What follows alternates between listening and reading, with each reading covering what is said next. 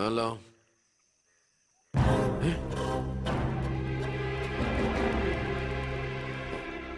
എപ്പോ?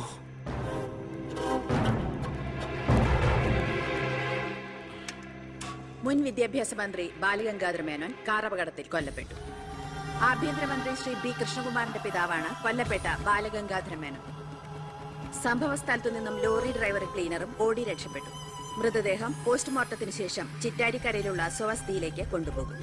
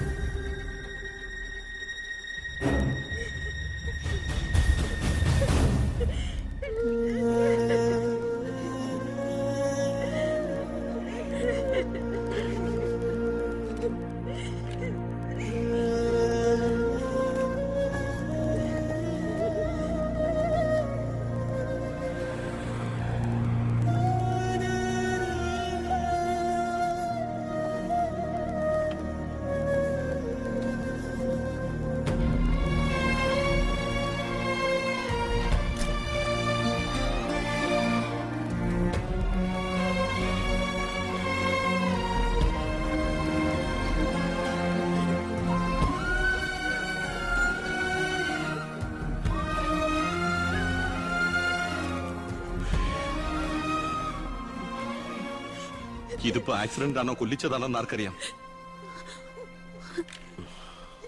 അധികാരം ഒഴിഞ്ഞു കൊടുക്കാതിരിക്കാൻ വേണ്ടി സ്വന്തം മകൻ തന്നെ കൊല്ലിച്ചതാണെന്ന് എല്ലാരും പറയുന്നേ.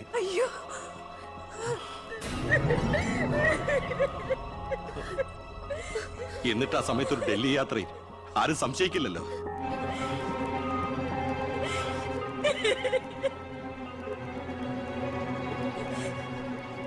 അമ്മേ, അച്ഛനേക്കാൾ വലുതാണോടെന്ന് എനിക്ക് അധികാരം, മന്ത്രിസ്ഥാനം. അച്ഛനെ എതിർത്ത് ഒടുവിൽ നീ സ്വന്തം അച്ഛനെ. അമ്മേ, എനിക്ക് നിന്നെ കാണണ്ട, പോ എന്റെ മുമ്പിൽ നിന്ന്.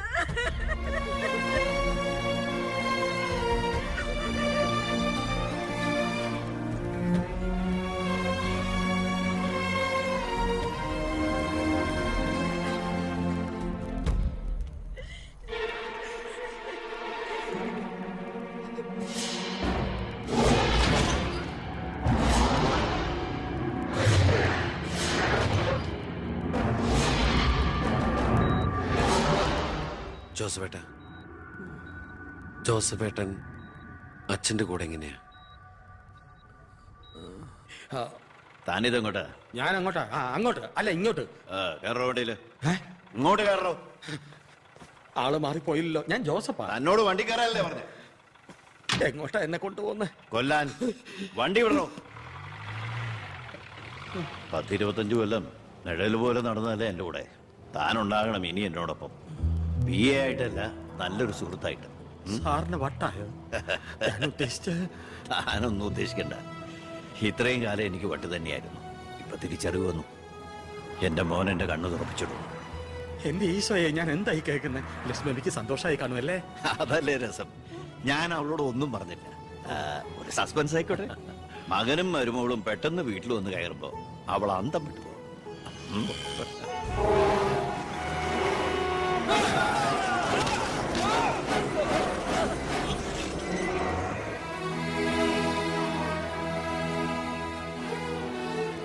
ആ ഇടിയിൽ ഞാൻ തെറിച്ചുപോയി. അതൊരു സാധാരണ ആക്സിഡന്റ് ആയിരുന്നെന്ന് എനിക്ക് തോന്നുന്നില്ല.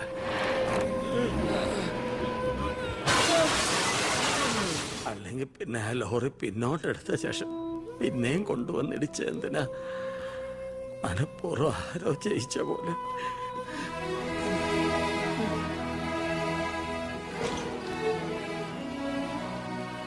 സർ, ഒരു കാര്യം,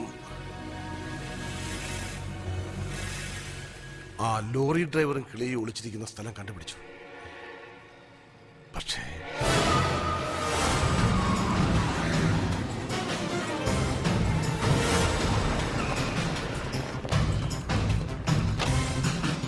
ആ ഗേറ്റ് ക്ലോസ് ചെയ്യൂ. ആരെയും വെളിയിലേക്ക് കൊടുക്കണ്ട.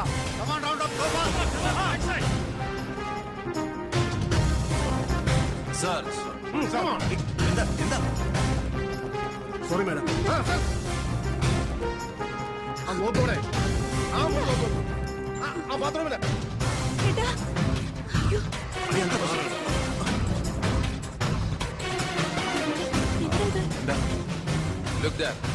എന്താ പ്രശ്നം? ആരെങ്കിലും ഉണ്ടോ?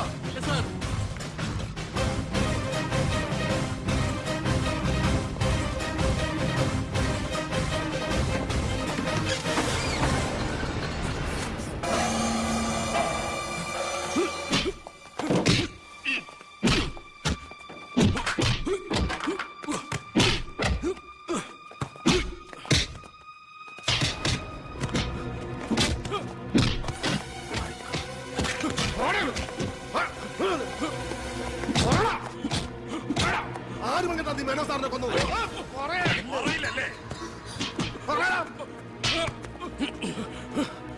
ഇവരിൽ ആര് പറഞ്ഞിട്ടാണ് നീ ഇവിടെ കയറി വിളിച്ചത്? പറയടാ. ഒന്ന് നിർത്തുന്നുണ്ടോ? അമ്മേ എന്താ എന്താ ഇവിടെ? അമ്മേ, ഇവന് അച്ഛനെ, എന്നിട്ട് ഈ വീട്ടിൽ തന്നെ. വേണ്ട, നീ നിന്റെ പോലീസും ചേർന്ന് എന്നെ ബോധ്യപ്പെടുത്താനാണ് ഈ വേഷം കെട്ടെങ്കിൽ അത് വേണ്ട. നിനക്ക് എന്ന് തുടങ്ങിയടാ നിന്റെ അച്ഛനോട് ഇത്ര സ്നേഹം? ദയവ് ചെയ്ത് ഇവിടുന്ന് ഇറങ്ങി പോകുന്നുണ്ടോ? ഇല്ല, ഇവനെ കൊണ്ട് സത്യം പറയിപ്പിച്ചിട്ട് ഞാൻ പോവൂ. ഈ ലോകത്ത് എന്റെ അമ്മയെ മാത്രം എനിക്ക് ബോധിപ്പിക്കണം ഞാനല്ല എന്റെ അച്ഛനെ കൊന്നതെന്ന്.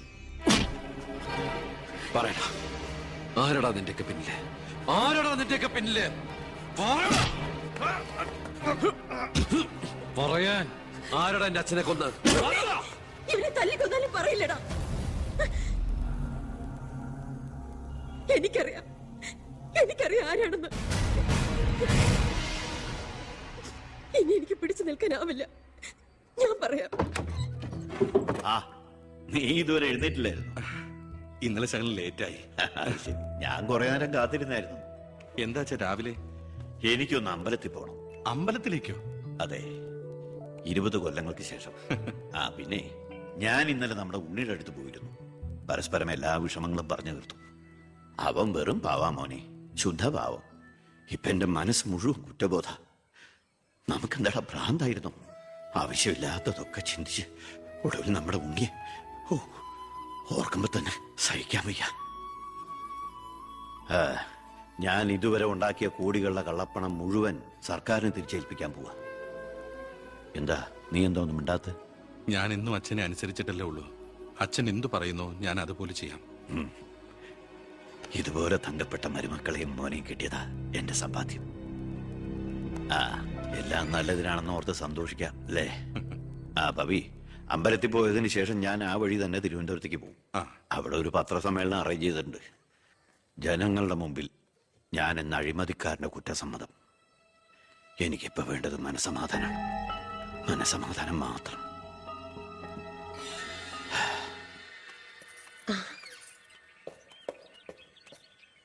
സാർ ബെൻസേല്. വേണ്ടടോ, പഴയ ശീലങ്ങളൊക്കെ മാറ്റി നമുക്ക് ഇതിൽ പോവാം. ശരി വാ. സാർ.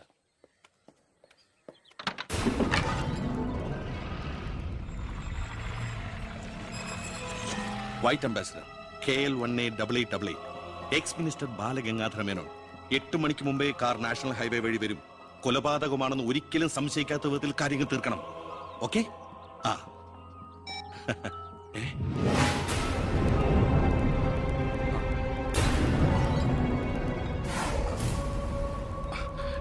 നീ ഇവിടെ നിപ്പുണ്ടായിരുന്നോ? അല്ല മോളെ, നിന്റെ അച്ഛൻ പറഞ്ഞ കേട്ടില്ലേ, മനസമാധാനമാണ് വലുതെന്ന്. നിന്റെ അച്ഛന് മനസമാധാനം വന്നപ്പോ എനിക്കത് നഷ്ടപ്പെട്ടു. വർഷങ്ങൾ കൊണ്ട് ഞാൻ നേടിയത് മുഴുവൻ ഒറ്റ നിമിഷം കൊണ്ട് ഇല്ലാതാക്കണമെന്ന് പറഞ്ഞിട്ട് പോയത് കേട്ടില്ലേ?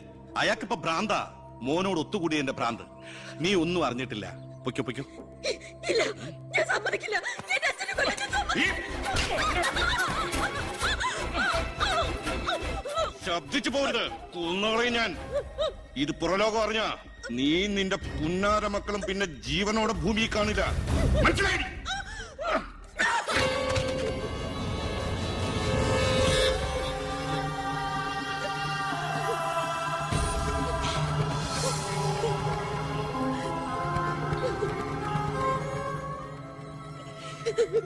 അയാള് ദുഷ്ടനാ. പണത്തിന് വേണ്ടി എന്തും ചെയ്യാൻ പടിയില്ലാത്തവൻ. ഞാനിത് പറഞ്ഞു. എന്നെ കുട്ടികളെ അയാൾ കൊല്ലും. പറഞ്ഞില്ലെങ്കിൽ ഈ ജന്മം എന്റെ അച്ഛന്റെ ആത്മാവിനോട് പൊറുക്കില്ലടാ. മോനെ ഉണ്ണി, എന്നോട് പൊറുക്കടാ.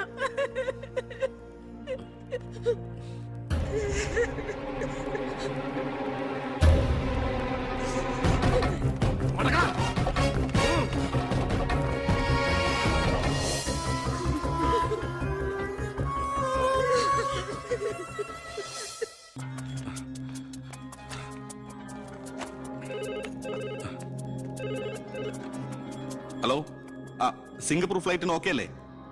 അടുത്ത ഫ്ലൈറ്റിൽ തന്നെ വേണം. ആ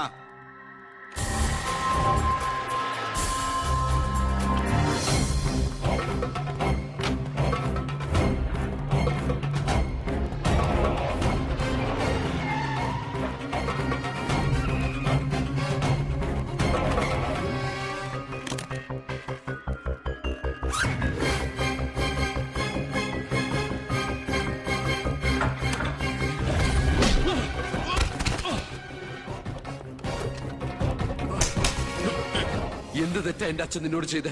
എന്തിനാ എന്റെ അച്ഛനെ നീ? ഞാനെന്ത് ചെയ്തെന്നാ? നീ ഒന്നും ചെയ്തില്ലല്ലേ? സാർ സാർ ആഹാ, അപ്പൊ ഏതാണ്ടൊക്കെ അറിഞ്ഞു അല്ലേ? പക്ഷെ ആ കൊലയ്ക്ക് പിന്നെ ഞാനാണെന്ന് നിനക്കൊരു കോടതിയിലും തെളിയിക്കാൻ കഴിയില്ല. അത്രയ്ക്ക് പ്ലാൻഡ് ആയിരുന്നടാ മാത്. ഇനി നീയാണ് എനിക്ക് പ്രശ്നമെങ്കിൽ കൊല്ലും ഞാൻ. എന്നിട്ട് കാശെറിഞ്ഞൊരു ബിനാമിയെ കൊലയാളിയാക്കി നിയമത്തിന് മുമ്പിൽ ഇട്ടുകൊടുക്കും. വെറുതെ എന്റെ യാത്ര മുടക്കരുത്.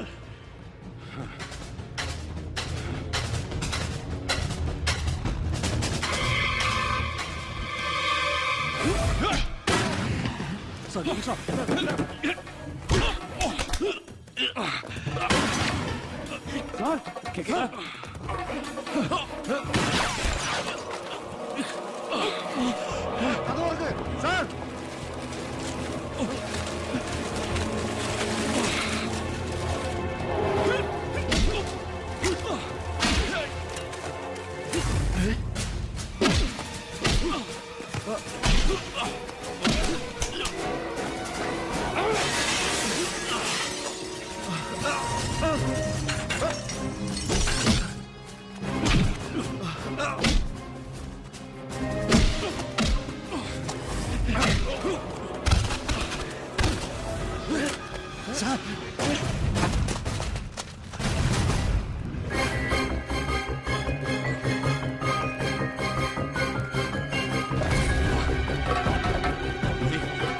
ഉണ്ണി,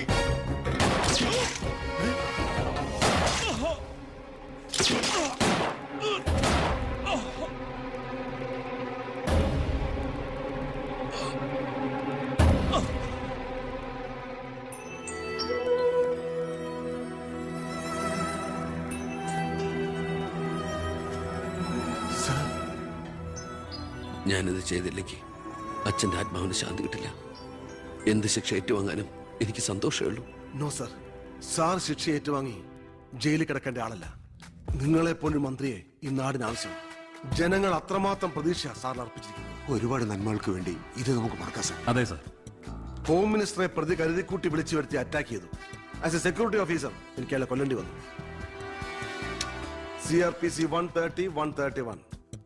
FIR closed.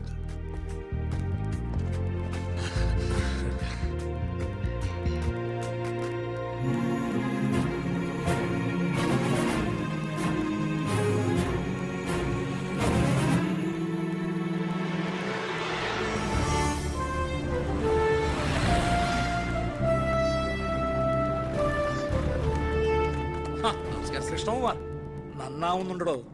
തന്റെ ഭരണതന്ത്രങ്ങളും പരിഷ്കാരങ്ങളും വിചാരിച്ചില്ല ഇത്രയും. ഞാൻ ഭരിച്ചിരുന്ന മന്ത്രിസഭയില് തന്നെ പോലൊരു ചങ്കുറപ്പുള്ള മന്ത്രി ഉണ്ടായിരുന്നെങ്കിൽ ഞാൻ കാണിച്ചു കൊടുത്തേനെ ഈ കേരളം റിയൽ ഗാഡ്സ് ഓൺ കൺട്രിയാണെന്ന്. പക്ഷെ ഇവിടെ ഡെവിൾസ് ഓൺ പീപ്പിൾ ആണ് സാർ കൂടുതൽ. ഒക്കെ ശരിയാവും, ശരിയാക്കണം. കുറച്ചു സമയവും ഒരുപാട് കാര്യങ്ങളും മെനക്കെടുത്തുന്നില്ല. നടക്കട്ടെ.